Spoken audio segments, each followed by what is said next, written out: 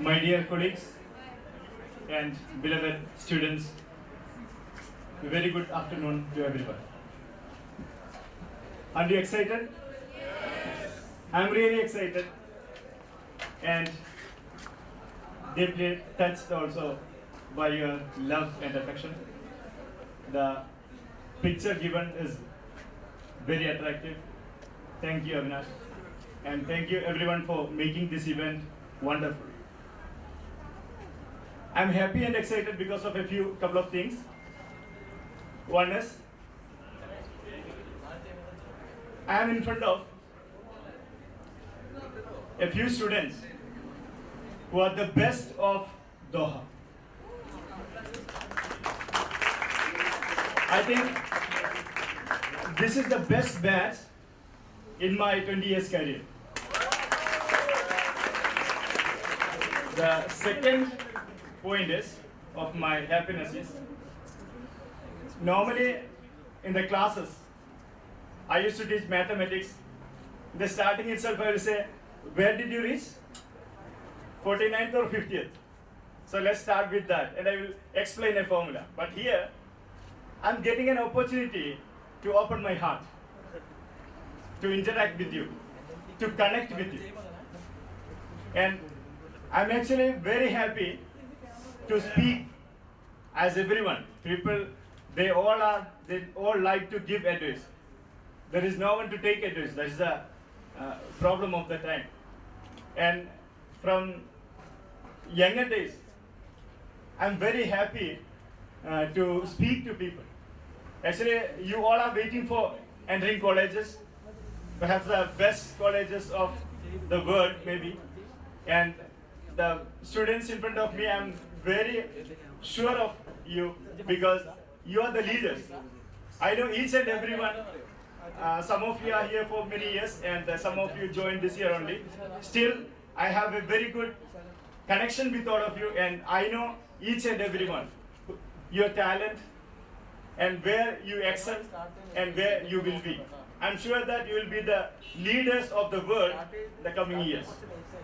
When I was in college, actually, I told you I'm a person who like to speak. When I was in college, I studied in Brennan College, Tellicherry, Kerala, India. And some of you know about Kannur. It's very politicized place. And in my college also, every time, even political killing was. I was apolitical, and we even formed a union called ECIC, Election Committee for Independent Candidates. And I was a candidate in the final year for UUC. I used to go to junior students. After the political party speeches, the leader speeches, they actually speak very big things. The state politics, national politics, international politics. There I and Ram Mohan, my friend, we will go and we will have some fun. We will give some fun to the students. And I used to start my speech by a story. After these politicians' speeches, one day, the manager of a restaurant called all the chickens of his restaurant and told, I am giving you a democratic right that today you are going to be fried or be curried. Like this they are saying that you have the right to choose that. Anyway, you are going to die. So you have to tell them you are not going to die. You will be independent. I was an independent candidate. So this was one of the things. After that, my friend Ram Mohan will introduce myself. I'm just sharing my colleges because you are going to colleges. You are excited to go.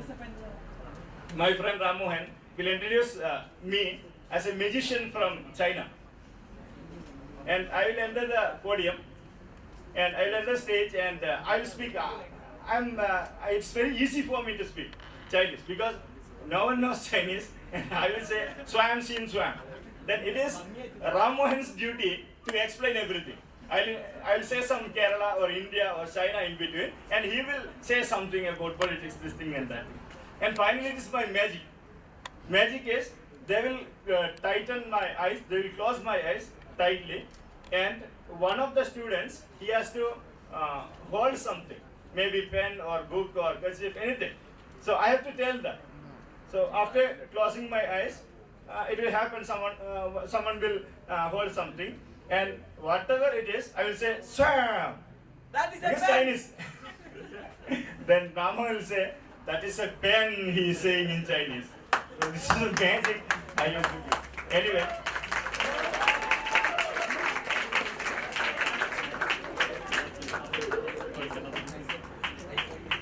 I thought of cracking some jokes, but I don't know how much it affected. Anyway, some of you are very sad, I can see. I think because of model exam. Really, some of the students sitting in front of you, for a few days they are unhappy that they got less mark in mock or model exam. You should be happy actually. If you got less mark, you knew now what are the areas you are weak, and you can correct it, right. You are getting time to correct. But if it happens for board exam, there is no time to correct. So, in this world, no one is happy. You are not happy because of marks, maybe. We are not happy because of money, or because of fame, or because of relationships. This thing and that, reason is different. But people are unhappy. Who is happy in this world, actually? Who is happy? Those who can see the things positively are happy. If you say a student who got 7 out of 100, be positive, man. You will not be positive. You cannot be positive. So what's positive thinking? The one who got 80 marks out of 100, if he is negatively thinking person, he will think in this way. Where is my 20 marks? Where did I lose it? If he is positively thinking, what he will think? I got 80 marks and I knew what are the areas problematic and I can correct it. What about the one who got 20 marks and lost 80 marks? He has a scope of 80 marks to improve. The other one doesn't have. So by this coming 1 month or 2 months, you can manage it. So that's the point. This is the difference between positive thinking person and negative thinking person. You all will be successful if you think positively. Successful person doesn't mean who is having much money or who is the president, who is having power or something. Successful is related with satisfaction. Many of us and many of the parents, many of the teachers, they think that if you get some particular job only, you will be successful. It's not like that. Success cannot be attached with any particular job. That is attached with only you. If you are talented and passionate in your work, whatever job you are doing, you will be successful. Satisfaction is the key. I'll tell you a few things. Actually, this time is to make some decisions. This is I promised some parents also that after going back from here, they will not be the same person who entered the campus. So we have to make some decisions now. So you have to promise me that you are going to make these 4 decisions today. The one is, now onwards, you are focused, I know, but now onwards, you will be intensely focused. What are the distractions you find which are making deviate from your focus? You have to find out. Actually, after my speech, Mr. Manoj will be giving you a paper, a sheet, in which all these 4 decisions are there. And after reaching home, you'll be filling it, and you'll keep it for reference later. And you'll be following that. So you should be focused. If mobile phone is distracting you, I didn't mean you. You have to turn off all the notifications of the mobile phone. The first thing you have to take is, you have to turn off all the notifications. Second, you have to decide. Some of you are not using WhatsApp and Facebook, I know. I'm happy for that and very good. Congratulations. Those who are using now, they have to be restricted. They have to use it with restrictions. One is you have to turn off all the notifications. What's the problem? While you are studying, something that will vibrate, and you'll think that there is something inside. There might not be anything, but still that will distract you. Second thing about mobile phone is you have to decide your timing when you are going to pick it. Maybe night, 10 o'clock, half an hour, you will use it. Then you will read everything and you will reply. And you can tell your friends also, I'll be using only this during 9 to 9:30 or 10 to 10:30. And you will use only that time. So this way, what all distractions are there, if it is music or whatever distraction is there, now you have to get away from that. You have to be fully focused in studies. That's the first thing.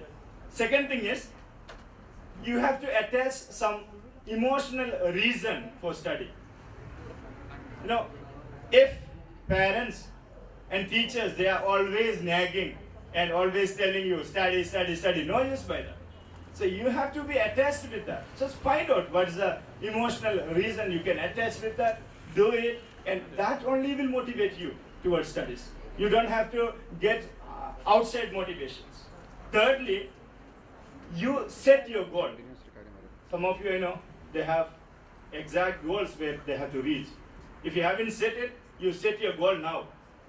And you write it. Write it down, what's your goal. Every day you see it and you visualize it. You think that you are there and you be there. Visualization is very important and very useful also. So you have to set your goal, and only by setting goal, no one will be successful, you know. You have to make your action plan. Action plan means for you, it may be making timetable or anything. By this time I will be finishing this, the chapters or the topics, the subjects, everything. When you are going to finish everything, you have to set action plan should be there. So if these four things you set, we'll be giving that, and if you set these four things and go for exam, you will be successful and you will get very good marks. I am sure of that. You know, when you hear this, I don't know, if you are open, if your mind is open, that's useful. Otherwise, you know, it's just another speech. Mind is, it says, mind is like a parachute. If not open. So I take you to a situation where the students are, this is the real exam also. Who is successful in that? The one who is setting easy questions and getting good marks is not successful. We can't call him successful. The one who is setting difficult question papers and showing others and copying is not successful. One who is giving liberally marks for himself is not successful. Who is successful in this exam? The one who is honest will be successful. So this you have to take away from here for your life. Whatever you are doing, you should be honest in that. First thing is, you should be honest. Second, in what you are doing, you should be sincere. Thirdly, you should be confident also. If you are honest, sincere and confident in what you are doing, you are bound to succeed. Thank you very much. Wish you all the best.